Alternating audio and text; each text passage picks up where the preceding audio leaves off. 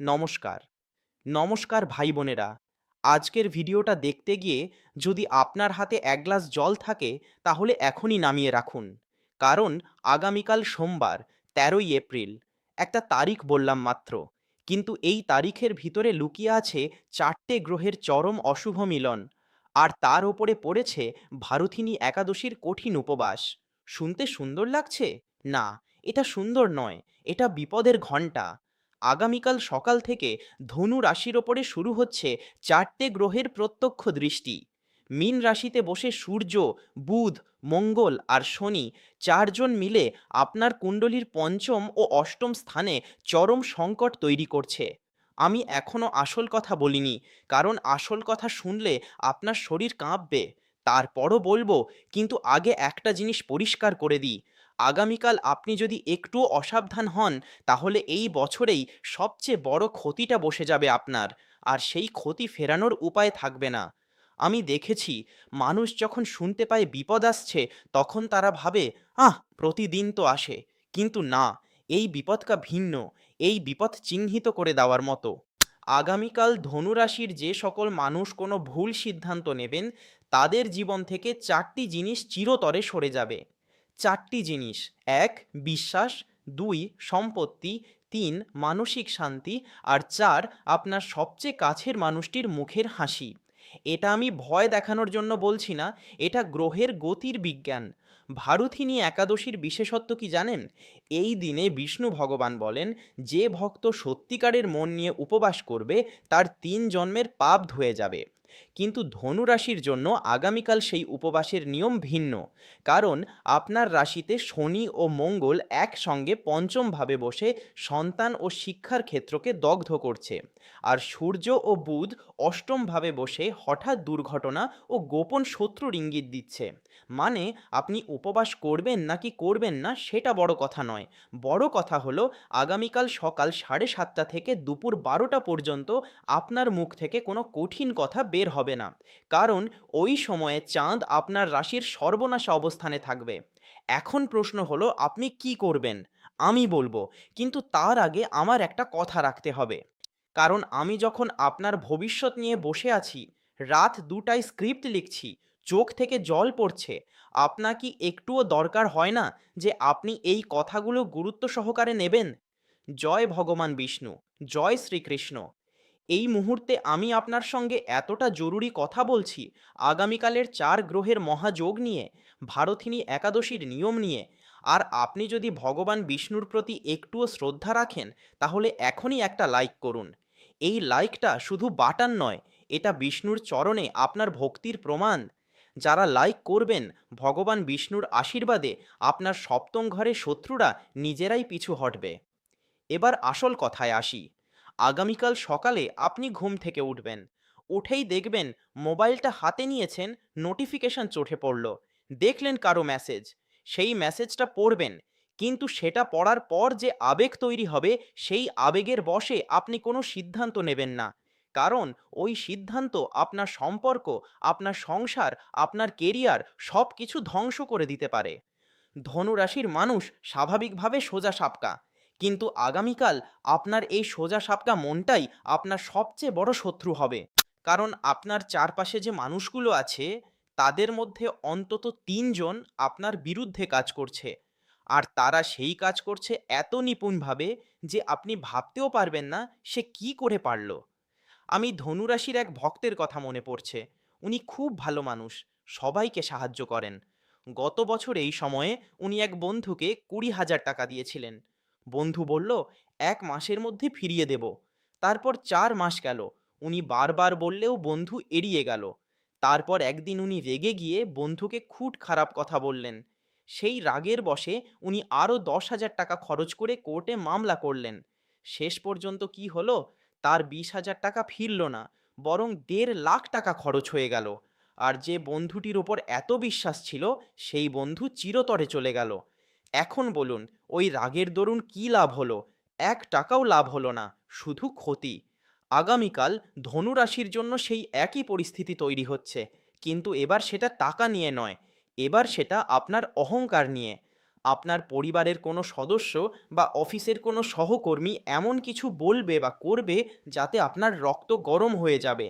আর সেই গরম রক্তের বশে আপনি কিছু বলে ফেলবেন, কিছু করে ফেলবেন, যার পরিণতি ভয়াবহ হবে। আমার কথা শুনুন, আগামীকাল সকাল থেকে রাত ৮টা পর্যন্ত আপনি যত রাগই আসুক কিছুই বলবেন না, চুপ থাকবেন। চুপ থাকাটাই আপনার সবচেয়ে বড় অস্ত্র। এখানে একটু থামুন। আগামীকাল তো কথা বললাম, কিন্তু পরশুদিন কি হবে জানেন? পরশু মঙ্গলবার, ১৪ই এপ্রিল, সেই দিন বাংলা নববর্ষ। আর সেই দিন ধনুরাশির ওপরে রাহুর ছায়া পড়বে পুরো দিন ধরে। আমি সেই ভবিষ্যৎবাণী এখানে করছি, যারা আজকের এই সতর্কতা শুনবেন তারা পরশু একটি অলৌকিক সংকেত পাবেন। কিন্তু যারা শুনবেন না তারা সেই সংকেত বুঝতেই পারবেন না। এখনই চ্যানেলটি সাবস্ক্রাইব করুন।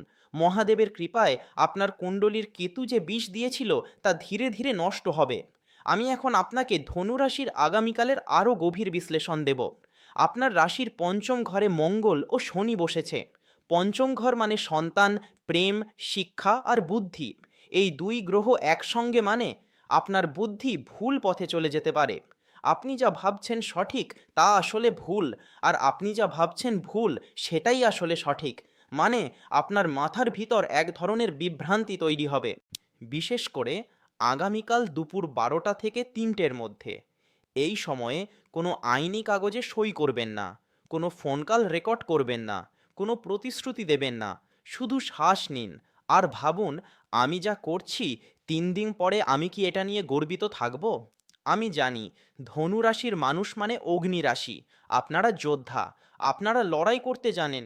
কিন্তু এখানে লড়াই করার দরকার নেই, এখানে দরকার বুদ্ধি দিয়ে কাজ করার।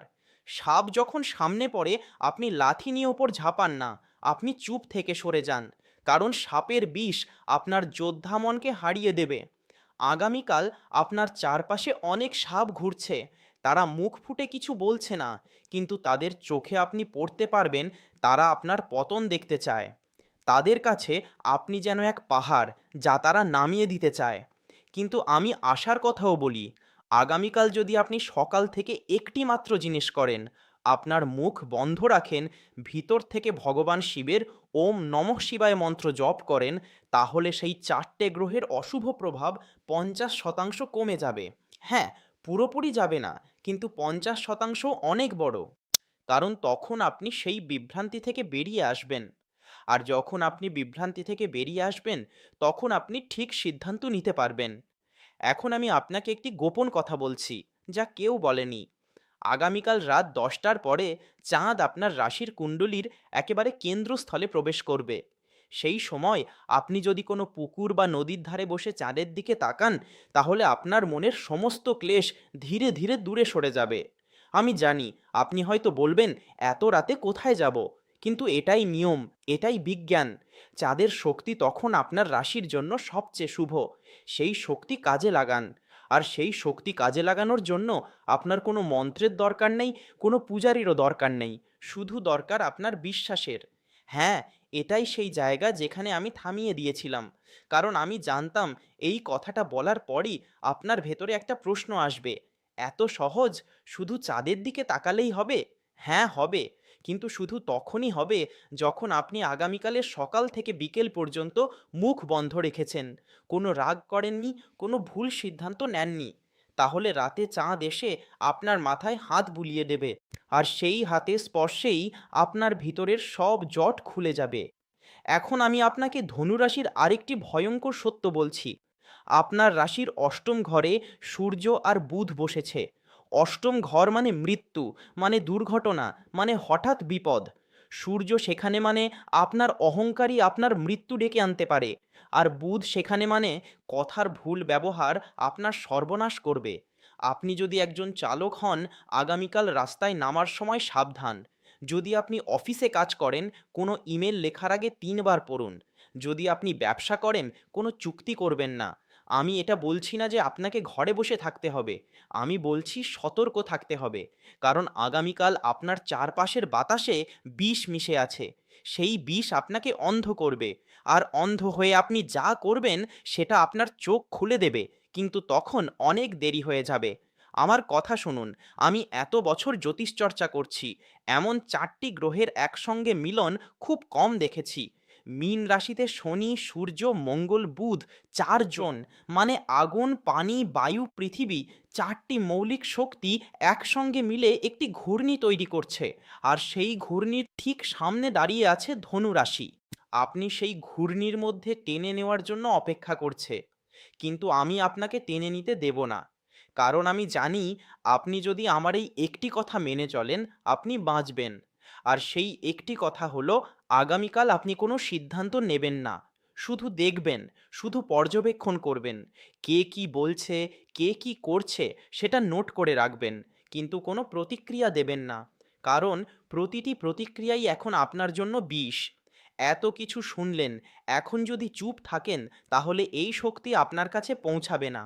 ভগবান বিষ্ণুর শক্তি তখনই সক্রিয় হয় যখন ভক্তরা একসঙ্গে জয়ধ্বনি করেন। এখনই কমেন্টে লিখুন, জয় শ্রীকৃষ্ণ।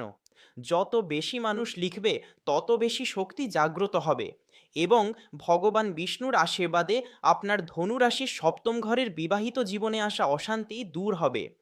আপনি যিনি অবিবাহিত, আপনার বিয়ের পথে যেসব বাধা ছিল সেগুলো সরে যেতে শুরু করবে। এবার আসি প্রতিকারের কথায়। আগামীকাল ভারুথিনী একাদশী। এই দিনে উপবাসের বিশেষ নিয়ম আছে, কিন্তু ধনু রাশির জন্য নিয়ম একটু আলাদা হবে। কারণ আপনার শরীরে মঙ্গলের প্রভাব বেশি। তাই কঠোর উপবাস না করে আপনি ফল এবং দুধ খেতে পারেন। সকালে উঠে প্রথমে গোসল করুন। তারপর হলুদ ও চন্দন মিশিয়ে তিলক লাগান। তারপর ভগবান বিষ্ণুর সামনে একটি ঘিয়ের প্রদীপ জ্বালান। সেই প্রদীপের সামনে বসে ওম নমো ভগবতে বাসুদেবায় মন্ত্রটি 108 বার জপ করুন।